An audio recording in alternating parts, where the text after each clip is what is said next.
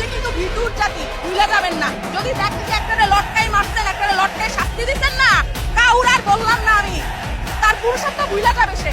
আমি লাশ নিয়ে রাজনীতি দেখতে পাই কখন জানেন?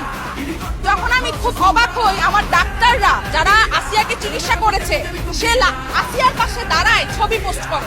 কেন তুমি ছবি পোস্ট করলা? আমি দেখতে পাই অনেক উপদেষ্টারা দল বল নিয়ে, প্রশাসন নিয়ে আসিয়াকে দেখতে চাই। কেন তুমি দেখতে যাবা? আসিয়ার চিকিৎসা না করে তোমরা আসিয়াকে দেখতে চাও, তোমরা ফটোশুট করতে চাও। আমাদের কি বললেন হাসান আব্দুল্লাহ যাচ্ছে, আমাদের আর্মিরা যাচ্ছে, অনেকেই ছবি পোস্ট করছে। কেন ভাই ছবি পোস্ট করছো? তোমরা কি নিজেদেরকে বীর পুরুষ মনে করছো? তোমরা কি মনে করছো মাগুরাই যাচ্ছি, কবর জিয়ারত করছি, দাফন করছি, আমরা বীর পুরুষ?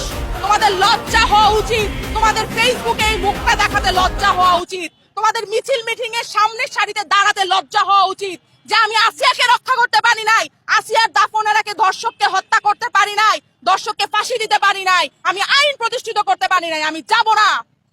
তোমাদের চুরি পরা উচিত, তোমাদের ঘুমটা দেওয়া উচিত।